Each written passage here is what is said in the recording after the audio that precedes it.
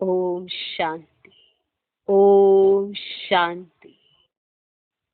आज की तारीख है 26 अप्रैल 2020।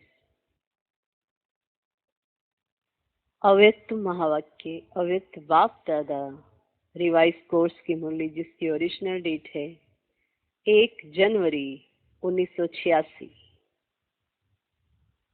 जनवरी मास का पहला दिन 1986। 86 माना 1986 के महावाक्य 2020 में अभी हम सुनते हैं। मुरली का सार। नव वर्ष पर नवीनता की मुबारक। नव वर्ष पर नवीनता की मुबारक।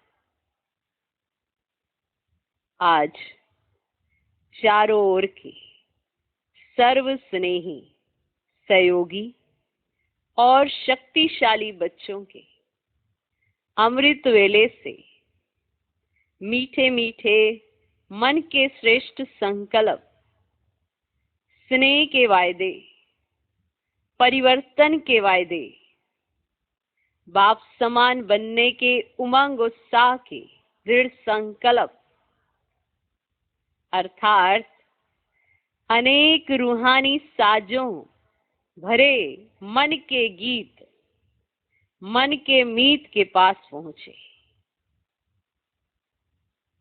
आज चारों ओर के सर्व स्नेही, सहयोगी और शक्तिशाली बच्चों के अमृत वेले से मीठे मीठे मन के श्रेष्ठ संकल्प, स्नेह के वायदे, परिवर्तन के वायदे, बाप समान बनने के उमंग उत्साह के दृढ़ संकल्प, अर्थात अनेक रूहानी साजों भरे मन के गीत, मन के मीत के पास पहुंच गए।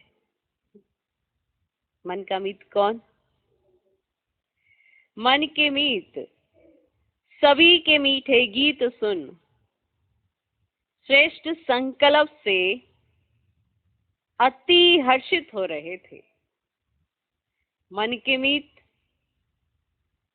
सभी के मीठे गीत सुन श्रेष्ठ संकल्प से अति हर्षित हो रहे थे। मन के मीत अपने सर्व रूहानी मीत को, गॉडली फ्रेंड्स को सभी के गीतों का रिस्पॉन्ड दे रहे थे। माना सबने अपने मन के गीत, मन के मीत को सुनाए, तो सभी के गीतों पर गॉडली फ्रेंड्स को सभी के गीतों का रिस्पॉन्ड दे रहे थे मन के मीत। मन का मीत शिव बाबा और सबके मन के गीत। तो मन के गीत, मन के मीत याद रहेगा। मन के मीत अपने सर्व रूहानी मीत को, माना हम है उनके रूहानी मीत, वो है हमारे मन के मीत। मन के मीत अपने सर्व रूहानी मीत को, गॉडली फ्रेंड्स को सभी के गीतों का रिस्पॉन्ड दे रहे हैं। सदा हर संकल्प में, हर सेकंड में, हर बोल में होली, हैप्पी, हेल्दी रहने की बधाई हो। सदा हर संकल्प में, हर सेकंड में, हर बोल में होली, हैप्पी, हेल्दी रहने की बधाई हो। सदा सहयोग का हाथ मन के मीत के कार्य में सहयोग के संकल्प से हाथ में हाथ हो। चारों ओर के बच्चों के संकल्प, पत्र, कार्ड और साथ साथ याद, निशानी, स्नेह की सौगातें सब बाप दादा को पहुंच गई। सबने पत्र लिखे, कार्ड भेजे, नया साल है ना, तो स्नेह की सौगातें सब बाप दादा के पास पहुंच गई।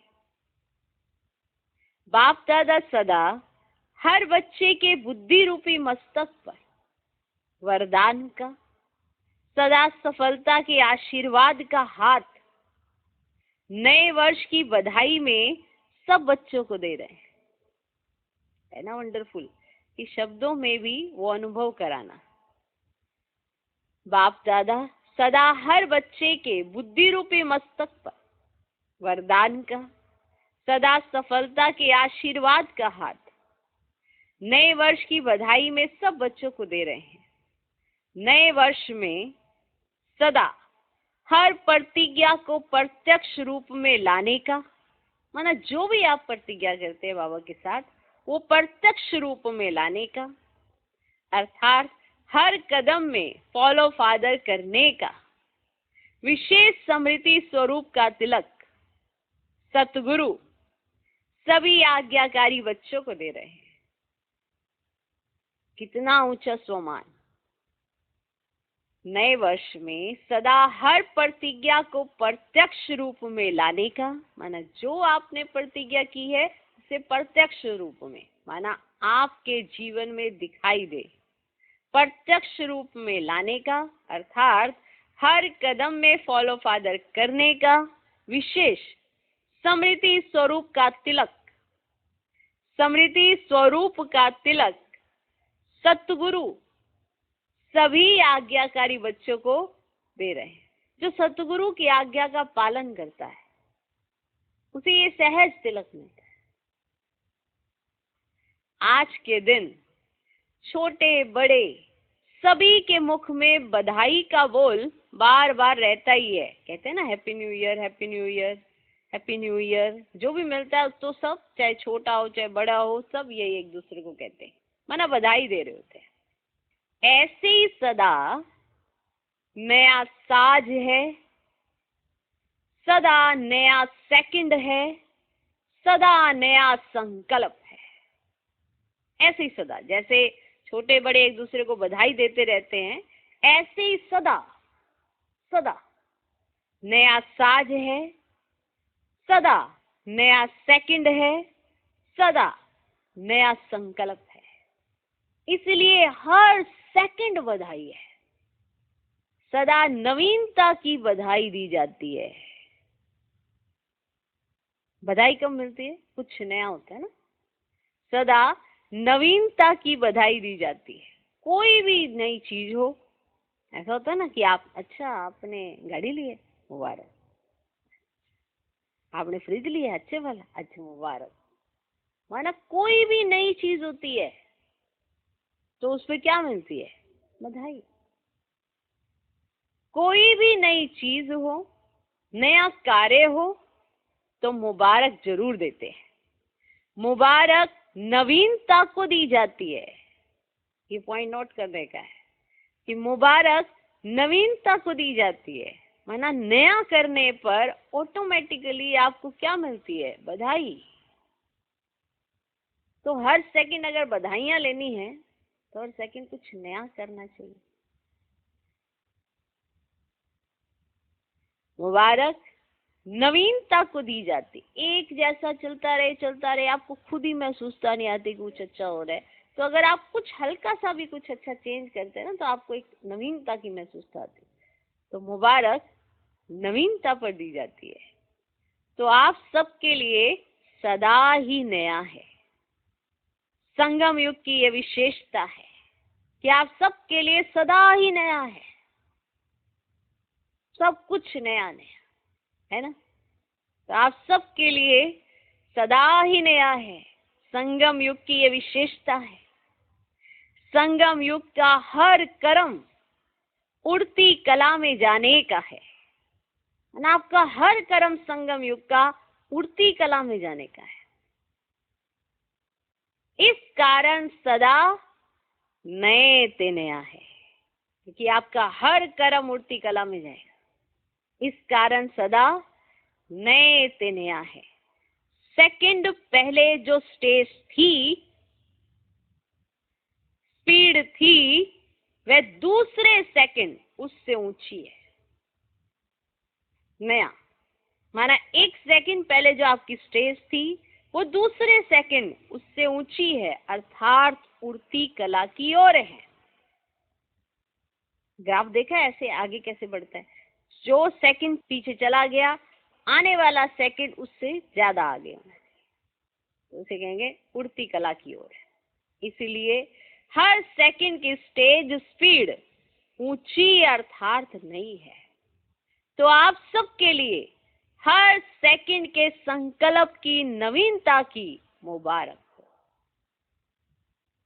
तो आप सबके लिए हर सेकंड के संकल्प की नवीनता की, माना हर सेकंड आपको जो संकल्प आता है वो नवीन है, माना नया है, और नवीनता पर ही मुबारक मिलती है। वंडरफुल बात। ये सेकंड जो बीत गया और अगला सेकंड जो आएगा वो बीते हुए सेकंड से नया होना चाहिए। हर सेकंड के संकल्प की नवीनता की मुबारक हो। संगम युग है ही बधाइयों का युग। बधाई हो, बधाई हो, बधाई हो। संगम युग है ही बधाइयों का युग। सदा मुख मीठा, जीवन मीठी, संबंध मीठे, अनुभव करने का युग है। इससे पहले आपके जीवन मीठे थे, संबंध मीठे थे, कुछ मीठा था कुछ मीठा। जब से बाप है जीवन में हर सेकंड नया और हर सेकंड मीठा है, क्योंकि आपकी जो समझ है वो आपके साथ चल रही। हर सेकंड नया है, हर सेकंड में ऐसी नवीनता है कि पिछला सेकंड अगले सेकंड से और अगला सेकंड उससे अगले सेकंड से, माना कुछ नवीन ही है, कुछ अच्छा ही सोचते। बाबा ने कहा ना कि सतगुरु के आज्ञाकारी बच्चे, तो जो आज्ञा का पालन करते हैं उनके लिए हर सेकंड नया ही नया है। क्या है? नया ही नया है। सदा मुख मीठा, जीवन मीठी, संबंध मीठे, अनुभव करने का युग है। बाप दादा नए वर्ष की सिर्फ मुबारक नहीं देते, लेकिन संगम युग के हर सेकंड की संकल्प की श्रेष्ठ बधाइयां देते हैं कि आपका हर सेकंड, आपका हर संकल्प श्रेष्ठ होना चाहिए, नवीन होना चाहिए। तो उस चीज की आपको बधाइयां देते हैं। वर्ष बदली हो गया, 85 से 86 हो गया, 85 से 86 हो गया, उसकी बधाई नहीं है। अब इसके बाद आप सब कुछ नया करने वाले हो, पिछले सेकंड से अगला सेकंड आपका नया होने वाला है। उस नएपन की बाप दादा आपको बधाई देते हैं। बाप दादा नए वर्ष की सिर्फ मुबारक नहीं देते, लेकिन संगम युग के हर सेकंड की, हर संकल्प की श्रेष्ठ बधाइयां देते हैं। लोग तो आज मुबारक देंगे, कल खत्म। 1 तारीख को बधाइयां मिलेंगी, हैप्पी न्यू ईयर, 2 तारीख को खत्म। बाप दादा सदा की मुबारक देते, बधाइयां देते, नवयुग के समीप आने की मुबारक देते। संकल्प के गीत बहुत अच्छे सुने, सुन सुन कर बाप दादा गीतों के साज और राज में समा गए।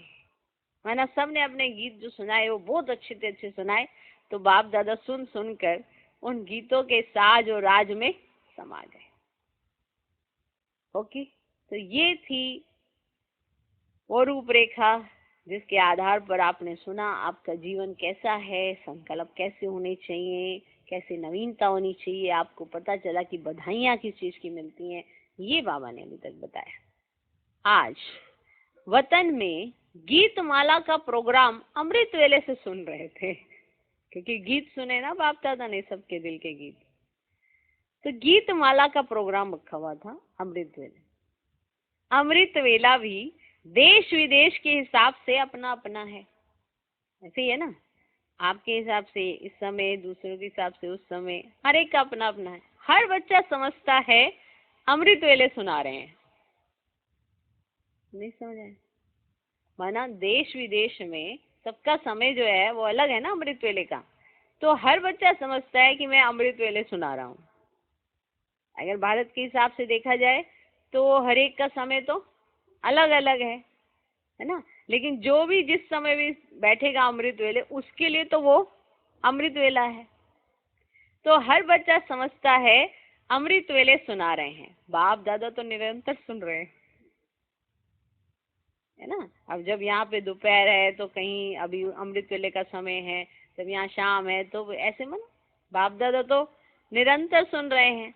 हर एक के गीत की रीति भी बड़ी प्यारी है, साज भी अपने अपने हैं, लेकिन बाप दादा को सबके गीत प्यारे हैं। मुबारक तो दे दी, चाहे मुख से दी चाहे मन से दी, रीति परमान दी या प्रीत की रीति निभाने के श्रेष्ठ संकल्प से दी। अभी आगे क्या करेंगे?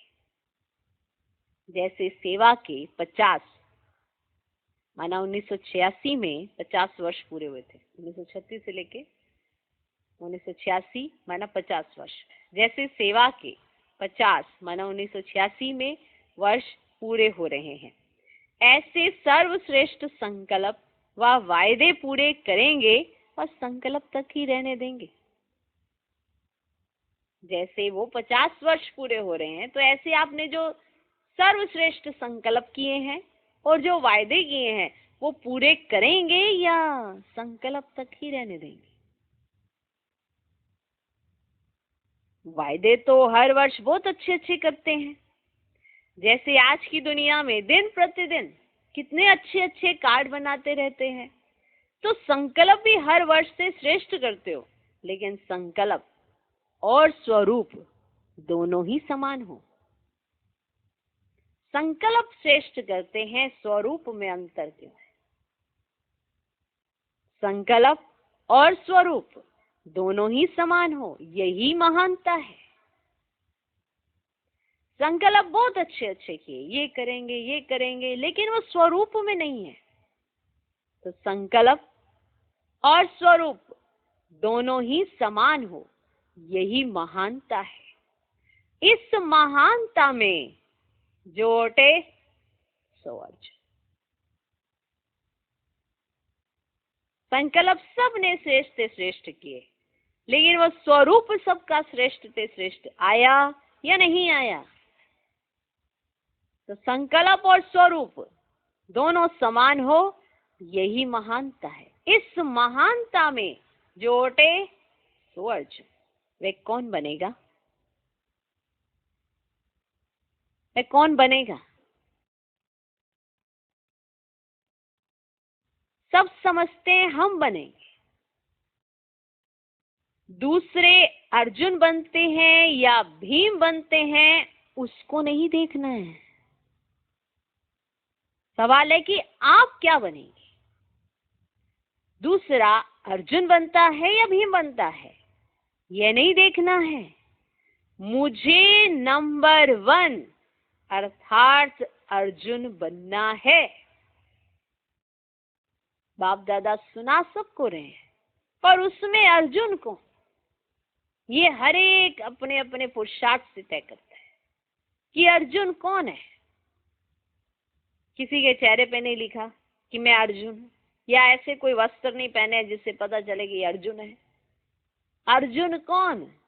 जो अर्जन करे, जो संस्कारों में लाए, जो डायरेक्ट बाप दादा सुनाए वो उसके जीवन में आए। अर्जुन कौन? तो दूसरा कोई अर्जुन बने या भीम बने उसको नहीं देखना है। मुझे नंबर 1 अर्थात अर्जुन बनना है। हे अर्जुन ही गाया हुआ है, दूसरा या तीसरा या चौथा या पांचवा कितने अर्जुन उसमें तुम्हें नहीं जाना है। हे अर्जुन ही गाया हुआ है, हे भीम नहीं गाया हुआ है।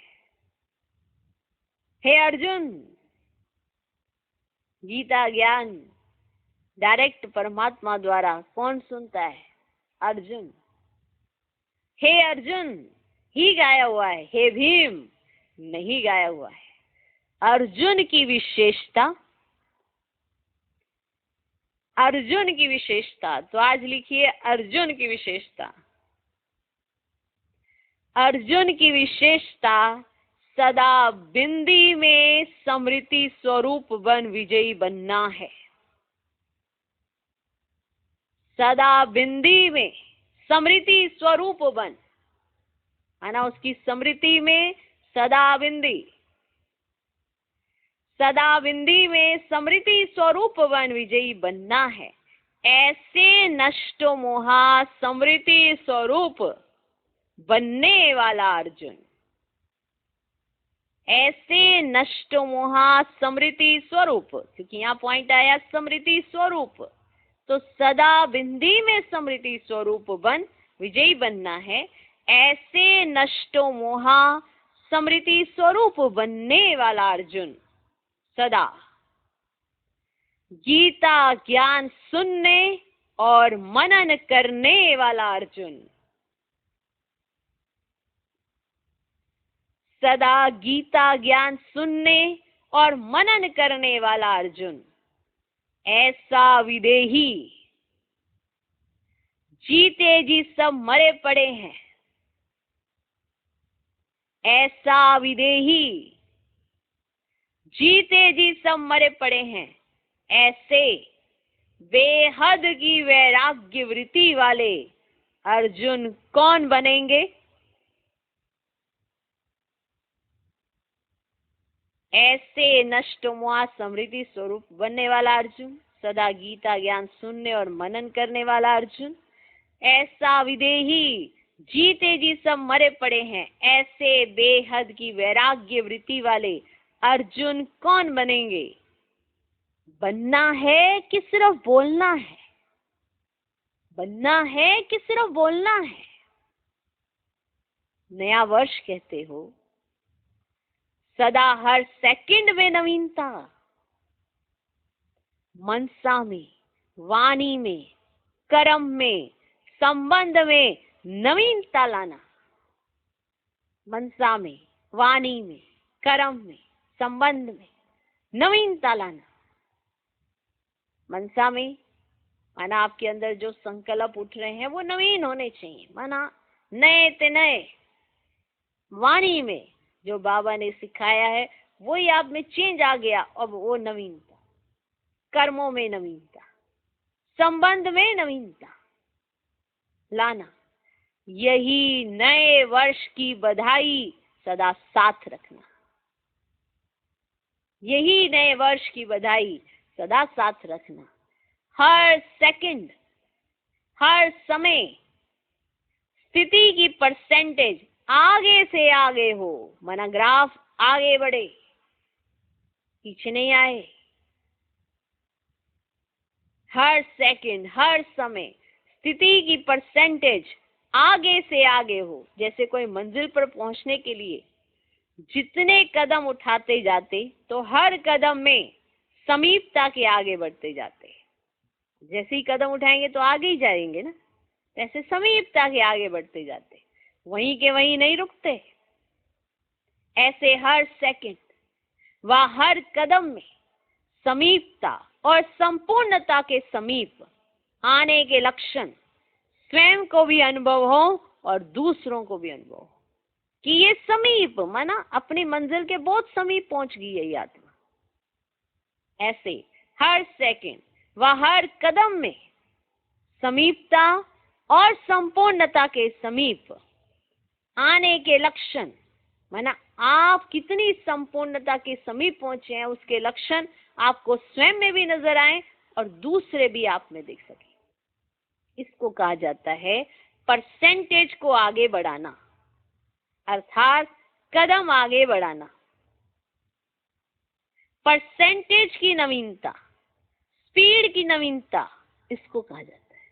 माना आप वो परिवर्तन खुद में भी देखें और दूसरे भी आप में वो परिवर्तन देखें। इसको कहते हैं इन्होंने अपने जीवन में नवीनता लाई है, इन्होंने अपने में बदलाव लाया है, ऐसी नवीनता। परसेंटेज की नवीनता, स्पीड की नवीनता, इसको कहा जाता है। तो हर समय नवीनता को लाते रहो। सब पूछते हैं ना नया क्या करें, जैसे ही कोई नया वर्ष, जैसे ही नया वर्ष आता है तो सब बाप दादा से पूछते हैं ना कि बाबा आगे का प्लान क्या है, क्या करें नया। तो आप करें नवीनता, वही पहले की तरह संकल्प पा रहे हैं, वैसे ही वाचा में, वैसे ही कर्मना में, वैसे ही संबंधों में कोई परिवर्तन नहीं आया, ना आप में परिवर्तन आया, ना दूसरे फील कर पा रहे हैं, तो नवीनता लाएं। सब पूछते हैं नया क्या करें, पहले स्व में नवीनता लाओ, तो सेवा में नवीनता स्वतः आ जाएगी। अब स्वयं में तो चेंज आया नहीं, स्वयं उसी तरह से पुराने स्वभाव संस्कार में अगर चल रहे हैं, अब स्वयं में चेंज नहीं आया, तो सेवा करते नवीनता कैसे आएगी? तो इसीलिए बाबा कहते पहले स्व में नवीनता लाओ, तो सेवा में नवीनता स्वतः आ जाएगी। कैसे आएगी? कि जब आप में इतना परिवर्तन होगा तो आपकी बुद्धि में बाबा टच करेंगे अपने आप, आपको सेवा में और उमंग उत्साह और नए नए प्लान्स आने लगेंगे।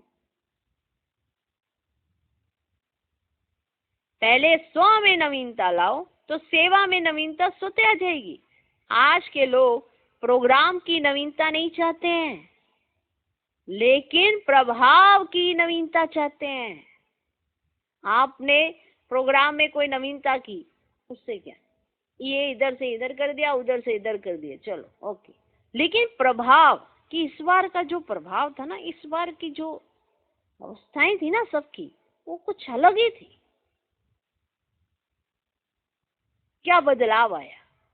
अब हम भगवान के घर में रह रहे हैं, क्या परिवर्तन आया हमारे में?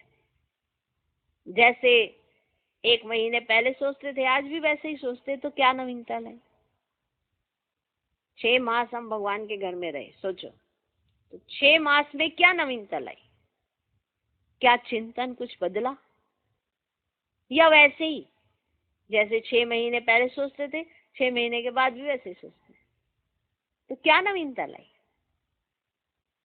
जब कुछ बदलाव होता है आपके संकल्पों में, या कुछ ऐसा, जब आपका नजरिया बदलता है, तो आपको लगता है ना कि सब कुछ नया नया हो गया है, जबकि दीवारें वही हैं, चीजें वही हैं।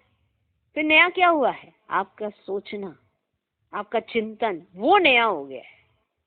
आप पे जो प्रभाव पड़ा है वो नया हो गया। तो जब आप दूसरों की भी सेवा करते हो, तो वो भी तो आप में कुछ बदलाव देखना चाहेंगे। जो प्रभाव डलेगा वो तो सब कार्य बाबा का है, लेकिन आपका अहम रोल ये है कि आपने कुछ नवीनता की कि नहीं अपने में। हर चीज को देखने का नजरिया जब बदल दिया जाता है तो वो नवीन ही हो जाता है। तो आज के लोग प्रोग्राम की नवीनता नहीं चाहते हैं, लेकिन प्रभाव की नवीनता चाहते हैं। तो स्व की नवीनता से प्रभाव में नवीनता स्वतः ही आएगी। इस वर्ष प्रभावशाली बनने की विशेषता दिखाओ।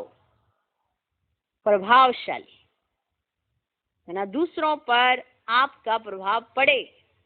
जब आप अपने में नवीनता लाएंगे तभी दूसरों पर प्रभाव पड़ेगा ना। आप एक ही पैटर्न से चले आ रहे हैं और अपने में कोई चेंज नहीं, वही उसी सोच के साथ आप हमेशा अपना जीवन जी रहे हैं, संकल्प भी उसी सोच के साथ करते हैं, तो बताओ क्या नवीनता लाएंगे? जैसे अभी लॉकडाउन का पीरियड है, ठीक है, सबके संस्कार निकल भी रहे होंगे, टकरा भी रहे होंगे, लेकिन आपने क्या चेंज किया? क्या आपने अपना नजरिया बदला किसी को देखने, सोचने या समझने का, या उसी पैटर्न से चल रहे हैं जिस पैटर्न से आप पहले चलते थे? क्या नवीनता ला रहे हैं? क्या नवीनता उनको दिखेगी आप में? तो इस वर्ष प्रभावशाली बनने की विशेषता दिखाओ। आपस में ब्राह्मण आत्माएं जब संपर्क में आते हो, ठीक, तो सदा हरेक के प्रति मन की भावना, स्नेह, सहयोग और कल्याण की प्रभावशाली हो। देखो, अज्ञानियों के साथ आप सबका सिस्टम बड़ा अच्छा रहता है, क्योंकि आप समझ लेते हो कि ये परवश आत्माएं हैं, इनको कुछ पता नहीं, इनको ज्ञान नहीं। लेकिन ज्ञानी आत्माओं के साथ आप बहुत जल्दी टकरा जाते हो। ब्राह्मण के साथ सोचता है कि इसने भी तो मुरली सुनी है, इसको बदल जाना चाहिए, तो वो प्रभावशाली नहीं रह पाते, क्योंकि हमारी सामने वाले से ये उम्मीद हो जाती है कि बदलना इसको भी चाहिए। यही तो हम अज्ञानता में भी करते थे, और यही ज्ञानी होकर भी करते हैं। तो पूरे कंप्लीट ज्ञानी तो नहीं कहे जाएंगे। ज्ञानी वो जो समझदार हो, वो जो सामने वाले को अपने से ये ना समझे कि ये बदले तो मैं बदलूं, वो अपने बदलाव के बारे में सोचे, अपने में नवीनता लाने के बारे में सोचे, तो दूसरा भी फॉलो कर सकता है। ओके, तो आपस में ब्राह्मण आत्माएं जब संपर्क में आते हो, तो सदा हरेक के प्रति मन की भावना, स्नेह, सहयोग, और कल्याण की प्रभावशाली हो। माना ब्राह्मण आत्माओं के प्रति, एक दूसरे के प्रति आपके अंदर जो होनी चाहिए भावना, वो स्नेह, सहयोग और कल्याण की प्रभावशाली होनी चाहिए। ये नहीं कि 2 दिन आपने स्नेह, सहयोग और कल्याण की भावना रख ली, तीसरे दिन फिर वैसे के वैसे। ये आपकी नेचर बन जाए, ये आपके संस्कार बन गए हैं। संस्कार से, नेचर से हटाना बड़ा मुश्किल होता है, क्योंकि अभी तो आप डाल रहे हो ना संस्कार और नेचर। जो आपके अनादि संस्कार हैं उसको तो डाल रहे हो। तो अभी तो बाबा ने जो समझाया है वो ये समझाया कि इस वर्ष प्रभावशाली बनने की विशेषता दिखाओ, क्योंकि संगठन आपका ब्राह्मणों का है, तो ब्राह्मणों को ही पता चलना चाहिए आप में क्या चेंज आया है। बाहर जाके तो आप सबके साथ ही अच्छे रह लोगे, क्योंकि पता है कि हमें ज्ञान मिला हुआ है, इनको ज्ञान नहीं है, तो उनके सामने तो अगर आप कुछ भी करोगे तो उनको अच्छे लगोगे, प्रभावशाली रहोगे। लेकिन ब्राह्मण आत्माओं के बीच में, आपस में ब्राह्मण आत्माएं जब संपर्क में आते हो तो सदा हर एक के प्रति मन की भावना, स्नेह, सहयोग और कल्याण की प्रभावशाली हो। हर बोल किसी को हिम्मत, उल्लास देने के प्रभावशाली हो, व्यर्थ नहीं हो। हर बोल आपका हिम्मत, उल्लास देने के प्रभावशाली हो, व्यर्थ नहीं हो। साधारण बातचीत में आधा घंटा भी बिता देते हो, साधारण बातचीत में आधा घंटा भी बिता देते हो, फिर सोचते हो इसकी रिजल्ट क्या निकली। साधारण बातचीत में आधा घंटा निकाल दिया, फिर सोचते हो इसकी रिजल्ट क्या निकली। तो ऐसे ना बुरा ना अच्छा, साधारण बोलचाल, ये भी प्रभावशाली बोल नहीं कहेंगे। ना अच्छा ना बुरा, बस ऐसे ही टाइम पास कर दिया, तो ये प्रभावशाली बोल नहीं कहेंगे। ऐसे ही हर कर्म फलदायक हो। मन की भावना का सुन लिया, माना ब्राह्मण परिवार में, आपस में, ब्राह्मणों में आपके मन की भावना कैसी होनी चाहिए? स्नेह, सहयोग, कल्याण की भावना होनी चाहिए। आपके बोल हिम्मत, उल्लास के प्रभावशाली होने चाहिए, व्यर्थ नहीं होने चाहिए। साधारण बातचीत में आधा घंटा निकाल दिया और फिर सोचते इसकी रिजल्ट क्या निकली। तो ऐसे ना बुरा ना अच्छा, तो साधारण बोलचाल ये भी प्रभावशाली बोल नहीं कहेंगे। ऐसे ही हर कर्म फलदायक हो, माना जो भी कर्म करें उसमें कुछ फल निकलना चाहिए, चाहे स्व के प्रति चाहे दूसरों के प्रति, कोई भी कर्म करते हैं तो आपस में हर रूप में रूहानी प्रभावशाली बनो। सेवा में भी रूहानी प्रभावशाली बनो। मनसा वाचा कर्मणा का आपने सुन लिया, तो आपस में हर रूप में रूहानी प्रभावशाली बनो। सेवा में भी रूहानी प्रभावशाली बनो। मेहनत अच्छी करते हो, दिल से करते हो, ये तो सब कहते हैं, लेकिन ये राजयोगी फरिश्ते हैं, रूहानियत है तो यहाँ ही है, परमात्म कार्य यही है, ऐसा बाप को प्रत्यक्ष करने का प्रभाव हो। सेवा अच्छी करते हो, मेहनत अच्छी करते हो, दिल से करते हो, यह तो सब कहते हैं, लेकिन ये राजयोगी फरिश्ते हैं, रूहानियत है तो यहाँ ही है, परमात्म कार्य यही है, ऐसा बाप को प्रत्यक्ष करने का प्रभाव हो। जीवन अच्छी है, कार्य अच्छा है, यह भी कहते हैं, लेकिन परमात्म कार्य है, परमात्म बच्चे हैं, यही संपन्न जीवन, संपूर्ण जीवन है, यह प्रभाव हो। क्योंकि अगर आपने प्रभाव डालना है तो आपको पता तो होना चाहिए कैसा प्रभाव डालना है। जीवन अच्छी है, कार्य अच्छा है, ये भी कहते हैं लोग, कहते हैं ना, इनकी जीवन बड़ी अच्छी है, ये कार्य बहुत अच्छा करते हैं, लेकिन परमात्म कार्य है, परमात्म बच्चे हैं, यही संपन्न जीवन, संपूर्ण जीवन है, यह प्रभाव हो। सेवा में और प्रभावशाली होना है। अब ये लहर फैलाओ जो कहें कि हम भी अच्छा बने, ये अच्छे हैं, ये सब अच्छा है, अच्छा कार्य है, ये अच्छा है, ठीक है, लेकिन ये भगवान का कार्य है, परमात्म कार्य है, ऐसा वो फील करे। अब एक और लहर फैलाओ सेवा में कि वो कहें हम भी अच्छा बने, आप बहुत अच्छे हो, ये भक्त माला बन रही है। अगर कोई कहता है आप बहुत अच्छे हो, ये भक्त माला बन रही है, लेकिन अभी विजय माला अर्थात स्वर्ग के अधिकारी बनने की माला पहले तैयार करो। पहले जन्म में ही 9 लाख चाहिए। भक्त माला बहुत लंबी है। राज्य के अधिकारी, राज्य करने की नहीं, राज्य में आने के अधिकारी वह भी अभी चाहिए। तो अभी ऐसी लहर फैला जो अच्छा कहने वाले, अच्छा बनने में संपर्क वाले कम से कम प्रजा के संबंध में तो आ जाएं। माना वो कहें कि हमें भी अच्छा बनना है, हमें भी ये सिखाओ, ऐसा। फिर भी आपके संपर्क में आते हैं तो उन्हें स्वर्ग के अधिकारी तो बनाएंगे ना। ऐसा सेवा में प्रभावशाली बनो। तो सेवा में प्रभावशाली कैसे बनना वो भी बता दिया। ये वर्ष प्रभावशाली बनने और प्रभाव द्वारा बाप को प्रत्यक्ष करने की विशेषता से विशेष रूप से बनाओ। प्रभावशाली बनना है और प्रभाव डालना है, स्वयं नहीं प्रभावित होना, लेकिन बाप पर प्रभावित करना। स्वयं नहीं प्रभावित होना, लेकिन बाप पर प्रभावित करना। समझा? जैसे भक्ति में कहते हो ना कि ये सब परमात्मा के रूप हैं, वे उल्टी भावना से कह देते हैं, लेकिन ज्ञान के प्रभाव से आप सबके रूप में बाप का अनुभव करें।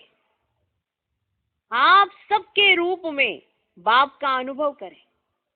जिसको भी देखें तो परमात्म स्वरूप की अनुभूति हो, तब नवयुग आएगा।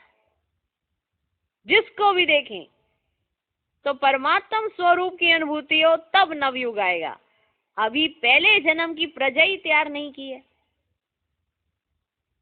तो पिछली प्रजा तो सहज बनेगी, है ना। पहले जन्म में 9 लाख चाहिए, 9 लाख आत्माएं तैयार हो जाएं ऐसे श्रेष्ठ संकल्पों से, फिर उसके बाद पिछली प्रजा तो सहज बन जाएगी। लेकिन पहले जन्म की प्रजा, जैसे राजा शक्तिशाली होगा वैसे पहली प्रजा भी शक्तिशाली होगी। तो संकल्प के बीज को सदा फल स्वरूप में लाते रहना। माने जो संकल्प करते हो उसको स्वरूप में भी तो लाओ, वो होता है फल। अगर स्वरूप में आया, संकल्प जब स्वरूप में आता है तो वो है फल प्राप्त होता है। तो संकल्प के बीज को सदा फल स्वरूप में लाते रहना, प्रतिज्ञा को प्रत्यक्षता के रूप में सदा लाते रहना। जो प्रतिज्ञा आपने की है वो प्रत्यक्ष दिखाई देनी चाहिए। डबल विदेशी क्या करेंगे तो हमें डबल रिजल्ट निकालेंगे ना। हर सेकंड की नवीनता से हर सेकंड बाप की मुबारक लेते रहना। माना आप हर सेकंड नवीन करेंगे तो आपको हर सेकंड बाबा की तरफ से मुबारकबाद मिलेगी। नवीनता नवीनता नवीनता। अच्छा, तो लास्ट मुरली मेरी नवीनता पर थी, याद आया?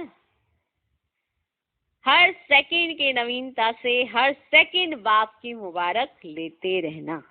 अच्छा, सदा हर संकल्प में नवीनता की महानता दिखाने वाले, हर संकल्प में हर समय उड़ती कला का अनुभव करने वाले, सदा प्रभावशाली बन बाप का प्रभाव प्रत्यक्ष करने वाले, आत्माओं में नए जीवन बनाने की नई प्रेरणा देने वाले, नवयुग के अधिकारी बनाने की श्रेष्ठ लहर फैलाने वाले, ऐसे सदा वरदानी महादानी आत्माओं को बाप दादा का सदा नवीनता के संकल्प साथ याद, प्यार और नमस्ते। हम रूहानी बच्चों की भी रूहानी बाप दादा को नमस्ते नमस्ते नमस्ते। Good morning, good morning, good morning. दादियों से मुलाकात। शक्तिशाली संकल्प का सहयोग विशेष आज की आवश्यकता है। शक्तिशाली संकल्प का सहयोग। आज की जरूरत है कि सब तरफ से शक्तिशाली संकल्पों की रचना हो। 1986 नहीं है, 2020 है और आज की डिमांड भी यही है। संकल्प से ही तो सिद्धि मिलेगी। शक्तिशाली संकल्प का सहयोग विशेष आज की आवश्यकता है। स्वयं का पुरुषार्थ अलग चीज है। अब ध्यान से सुनना, स्वयं का पुरुषार्थ अलग चीज है, लेकिन श्रेष्ठ संकल्प का सहयोग इसकी आवश्यकता है। इस समय चारों दिशाओं को आपके श्रेष्ठ संकल्पों की जरूरत है। स्वयं का पुरुषार्थ अलग चीज है, लेकिन श्रेष्ठ संकल्प का सहयोग इसकी विशेष आवश्यकता है। यही सेवा आप विशेष आत्माओं की है कि आपने जो संकल्प करना है वो विशेष श्रेष्ठ होना चाहिए। जो भी हो रहा है अच्छे से अच्छा होने के लिए हो रहा है ना, यही सोच के आप रचना शुरू कर दो। तो यही सेवा आप विशेष आत्माओं की है। संकल्प से सहयोग देना, इस सेवा को बढ़ाना है। वाणी से शिक्षा देने का समय बीत गया,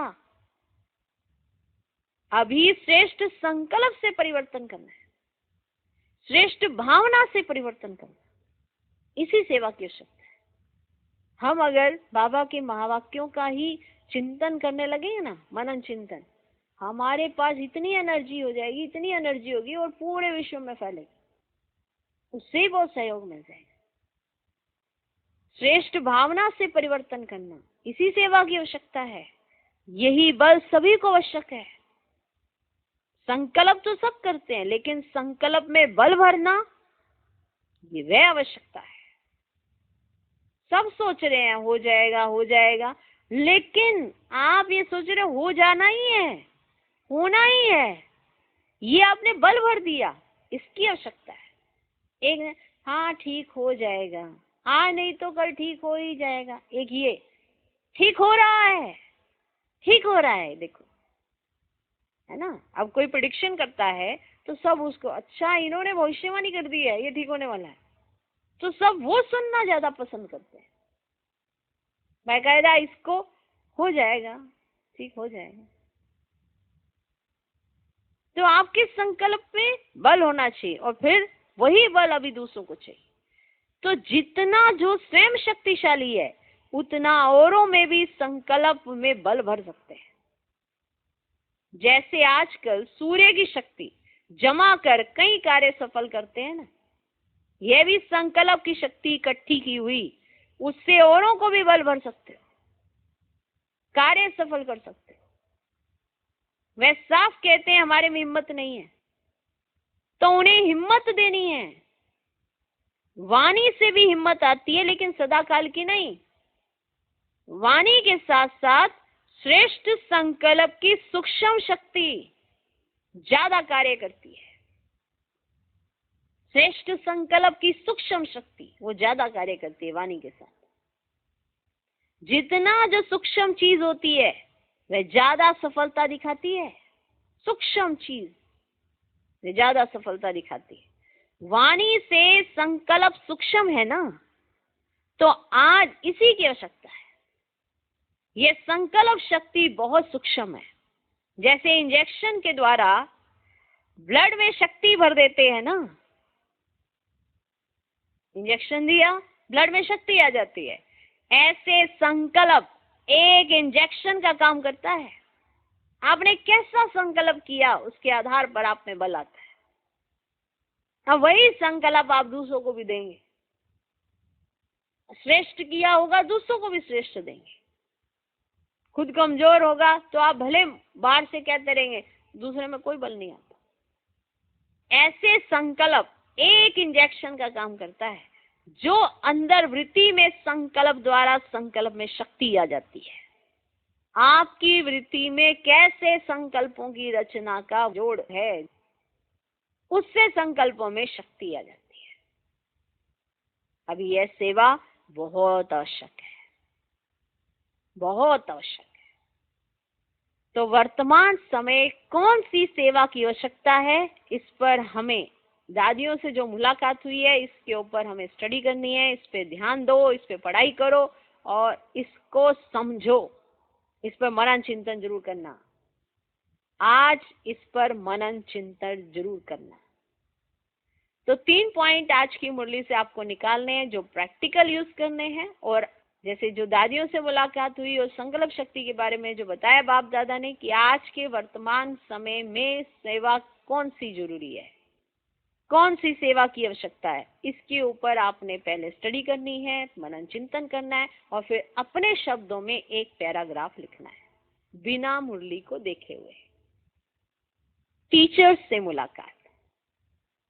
निमित्त सेवाधारी बनने में भाग्य की प्राप्ति का अनुभव करती हो?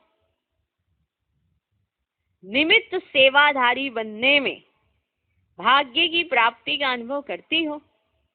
सेवा के निमित्त बनना अर्थात गोल्डन चांस मिलना, क्योंकि सेवाधारी को स्वतः ही याद और सेवा के सिवाय और कुछ रहता ही नहीं है। अगर सच्चे सेवाधारी हैं तो दिन रात सेवा में बिजी होने के कारण सहज ही उन्नति का अनुभव करते हैं। ये माया जी बनने की एक्स्ट्रा लिफ्ट है। तो निमित्त सेवाधारी जितना आगे बढ़ना चाहे उतना सहज आगे बढ़ सकते हैं, ये विशेष वरदान है। तो जो एक्स्ट्रा लिफ्ट व गोल्डन चांस मिला है माना टीचर्स को, उससे लाभ लिया है। सेवाधारी स्वतः ही सेवा का मेवा खाने वाली आत्मा बन जाते हैं, क्योंकि सेवा का प्रत्यक्ष फल अभी मिलता है। अच्छी हिम्मत रखी है। हिम्मत वाली आत्माओं पर बाप दादा की मदद का हाथ सदा है। इसी मदद से आगे बढ़ रही हो और बढ़ती रहना। यही बाप की मदद का हाथ सदा के लिए आशीर्वाद बन जाता है। बाप दादा सेवाधारियों को देख विशेष खुश होते हैं, क्योंकि बाप समान कार्य में निमित्त बने हुए हो। सदा आप समान शिक्षकों की वृद्धि करते चलो, है ना। अपने जैसे और शिक्षक भी तैयार करो। सदा नया उमंग, नया उत्साह स्वयं में धारण करो और दूसरों को भी दिखाओ। आपका उमंग देखकर स्वतः सेवा होती रहे। इस समय कोई सेवा की नवीनता का प्लान बनाते रहो। ऐसा प्लान हो जो विहंग मार्ग की सेवा का विशेष साधन हो। अभी ऐसी कोई कमाल करके दिखाओ।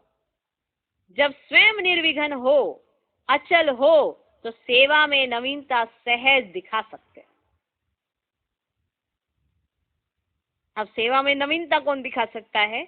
जो स्वयं निर्विघ्न हो, अचल हो। निर्विघ्न, अचल। जितना योग युक्त बनेंगे उतनी नवीनता टच होगी। ऐसा करना है। जितना योग युक्त बनेंगे, जितना आपका योग बाबा के साथ होगा, आपको नवीनता जरूर टच होगी कि क्या करना है आगे, और याद के बल से सफलता मिल जाएगी। तो विशेष कोई कार्य करके दिखाओ। अच्छा, अब पार्टियों से मुलाकात। 3 ग्रुप हैं। पहला ग्रुप, सर्व खजानों से संपन्न श्रेष्ठ आत्माएं हैं, ऐसा अनुभव करते हो? कितने खजाने मिले हैं वे जानते हो? गिनती कर सकते हो? अविनाशी हैं और अनगिनत हैं। तो एक एक खजाने को समृद्धि में लाओ। खजाने को समृद्धि में लाने से खुशी होगी। जितना खजानों की समृद्धि में रहेंगे उतना समर्थ बनते जाएंगे, और जहां समर्थ है वहां व्यर्थ खत्म हो जाता है। व्यर्थ संकल्प, व्यर्थ समय, व्यर्थ बोल सब बदल जाता है। ऐसा अनुभव करते हो? परिवर्तन हो गया ना? नई जीवन में आ गए। नई जीवन, नया उमंग, नया उत्साह, हर घड़ी नई, हर समय नया। तो हर संकल्प में नया उमंग, नया उत्साह रहे। कल क्या थे, आज क्या बन गए? अभी पुराना संकल्प, पुराना संस्कार रहा तो नहीं है, थोड़ा भी नहीं। तो सदा इसी उमंग में आगे बढ़ते चलो। जब सब कुछ पा लिया तो भरपूर हो गए ना। भरपूर चीज कभी हलचल में नहीं आती। भरपूर चीज कभी हलचल में नहीं आती। और इच्छा मात्र अविद्या भी कौन होते हैं? जो कभी हलचल में नहीं आते हैं, जो अचल होते हैं। जो भरा हुआ घड़ा है वो कभी हिलता नहीं, और हिलता वही है जो भरा हुआ नहीं। भरपूर चीज कभी हलचल में नहीं आती। संपन्न बनना माना अचल बनना। अब अचल अडोल सारे बनना चाहते हैं, लेकिन भरपूर तो देखो तो सही, क्या कमी रह गई है? सब कुछ तो दिया है, बस देखने का अंदाज गड़बड़ है, दिखाई नहीं देता। चश्मा ही उल्टा पहना हुआ, उल्टे चश्मे में सुलटी चीजें कैसी नजर आएंगी? उल्टी ही तो नजर आएंगी। पा लिया मैंने, जो नहीं था वो सब पा लिया, तो बचा ही क्या है जो पाने के लिए? सिर्फ आपका जो कार्य है उसको अगर उसी भावना से करें तो कितना कुछ हो जाए। संपन्न बनना अर्थात अचल बनना। तो अपने इस स्वरूप को सामने रखो कि हम खुशी के खजाने से भरपूर भंडार बन गए। जहां खुशी है वहां सदा काल के लिए दुख दूर हो गए। तो जो जितना स्वयं खुश रहेंगे ना, उतना दूसरों को खुशखबरी सुनाएंगे। खुशी के साथ जो खबर दी जाए वो ही तो खुशखबरी बनती है। खबरी तो सारे बन गए, खुश हैं कि नहीं है ये हर एक की अपनी अपनी चॉइस बन गई है। जो जितना स्वयं खुश रहेंगे उतना दूसरों को खुशखबरी सुनाएंगे। तो खुश रहो और खुशखबरी सुनाते रहो। दूसरा ग्रुप, सदा विस्तार को प्राप्त करने वाला रूहानी बगीचा है ना, और आप सभी रूहानी गुलाब हो ना। जैसे सभी फूलों में रूहे गुलाब श्रेष्ठ गाया जाता है, वह हुआ अल्पकाल की खुशबू देने वाला। आप कौन हो?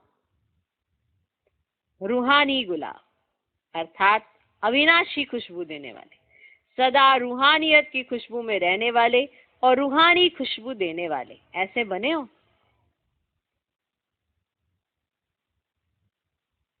रूहानियत की खुशबू में रहने वाले, रूहानी गुलाब, रूहानी खुशबू, ऐसे बने हो। सभी रूहानी गुलाब हो या दूसरे दूसरे और भी भिन्न भिन्न प्रकार के फूल होते हैं, लेकिन जितना गुलाब के पुष्प की वैल्यू है उतनी औरों की नहीं। परमात्म बगीचे के सदा खिले हुए पुष्प हो, कभी मुरझाने वाले नहीं। संकल्प में भी कभी माया से मुरझाना नहीं। माया आती है, माना मुरझाते हो। कहीं कहते हैं बाबा माया आती है माना तुम मुरझा जाते हो जल्दी से। माया जीत हो तो सदा खिले हुए हो। जैसे बाप अविनाशी, ऐसे बच्चे भी सदा अविनाशी गुलाब हैं। पुरुषार्थ भी अविनाशी है तो प्राप्ति भी अविनाशी है। तीसरा ग्रुप, सदा अपने को सहयोगी अनुभव करते हो। सदा अपने को सहयोगी अनुभव करते हो। सहज लगता है या मुश्किल लगता है? बाप का वर्षा बच्चों का अधिकार है, तो अधिकार सदा सहज मिलता है। जैसे लौकिक बाप का अधिकार बच्चों पर सहज प्राप्त होता है, तो आप भी अधिकारी हो। अधिकारी होने के कारण सहज योगी हो। मेहनत करने की आवश्यकता नहीं।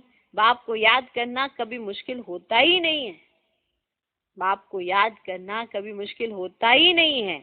ये बेहद का बाप है और अविनाशी बाप है, इसलिए सदा सहज योगी आत्माएं। भक्ति अर्थात मेहनत, ज्ञान अर्थात सदा सहज फल की प्राप्ति। जितना संबंध और स्नेह से याद करते हो उतना सहज अनुभव होता है। जितना संबंध और स्नेह से याद करते हो, संबंध भी बना के बाबा के साथ याद करते हो, तो आपको सहज अनुभव होता है। सदा अपना यह वरदान याद रखना कि मैं हूं ही सहज योगी। तो जैसी स्मृति होगी वैसी स्थिति स्वतः बन जाएगी। अच्छा, आज का वरदान, हर कर्म चरित्र के रूप में गायन योग्य बनाने वाले, हर कर्म चरित्र के रूप में गायन योग्य बनाने वाले महान आत्मा हो।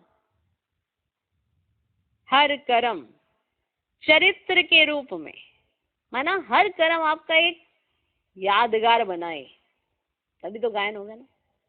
हर कर्म चरित्र के रूप में गायन योग्य बनाने वाले महान आत्मा भव। महान आत्मा वह है जिसका हर संकल्प, हर कर्म महान हो।